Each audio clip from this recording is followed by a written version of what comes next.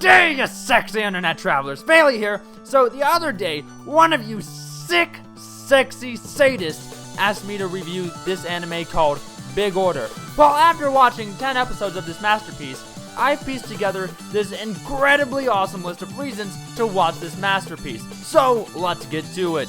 Pretty much the entire first episode feels like a constant loop of Omae no nagai wa nanja and Ore no Ore no nagai wa Ore no nagai wa Omae no nagai wa nanja Ore no Omae no Ore no nagai wa. So do you want to know the reason behind everything this girl does and what her objective is? Well, guess what? You're never gonna learn either of those things. This girl gets stabbed in the back of her lung, incurs massive instant hemorrhaging, already has leukemia, but don't worry, she's not gonna die.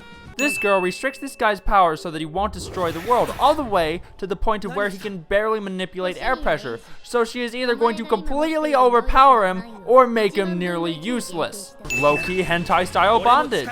This guy accidentally uses his power of domination to force this girl to marry him, which is odd, because marriage wouldn't result in any type of feelings for him. It's more of like a legal contract than anything else. This is possibly the least detailed prison break ever. Like, seriously, I've got no idea how this was orchestrated and managed. In dominating people, he usually goes for the chest or the head, but with this girl, he goes BAM! Up the butt!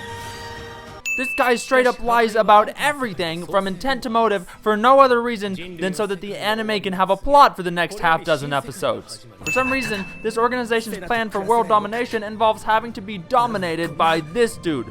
This girl's brilliant plan somehow requires not telling people about the plan. Freaking smart. This girl gets instantly 9 months pregnant by getting her ears touched, which means this is essentially rape. This hospital staff's knowledge of dealing with pregnancy is limited to laying the woman on a bed and providing complimentary rice cakes. Can't have large breasts without equally large nipples. This man is genuinely surprised that people hate him for destroying the world. Rips out a scalpel from his kidney like it's a splinter. In a world where people make wishes regarding the destruction of the world that occurred, this girl wished for the ability to neutralize nukes, even though the world wasn't destroyed by nukes. Incest is wincest. Oh, and note, this girl is like 13. In a world destroyed only 10 years ago, things are surprisingly well developed. This guy's ability to control people revolves around them being able to hear him, which is odd because he was previously controlling air pressure and gravity, neither of which happen to have ears. In case you don't know how to confess your feelings to somebody, I recommend this following method. Get butt-ass naked and tell them to look at you. Guaranteed to work wonders. With the ability to dominate all matter, this guy's one weakness is water, which is odd because it's composed of hydrogen and oxygen, and just earlier he was manipulating the air pressure. This girl's method of deciding whether or not she will help a girl dying of leukemia is based on whether or not they can catch this ball. Fuck cactuses! This guy's only level of volume for asking questions is a melodramatic scream. This is not how acronyms work. For some reason, he couldn't have done this from the beginning. Fuck wheelchairs, I've been able to stand and walk just fine this entire time. This girl's personality is about as consistent as North Korea's electricity. One moment she is some cute frail girl, the next she is some horny incest-driven sister, and then the next she's a freaking psychopathic sounding badass. This scene was completely pointless and affected the plot in no way.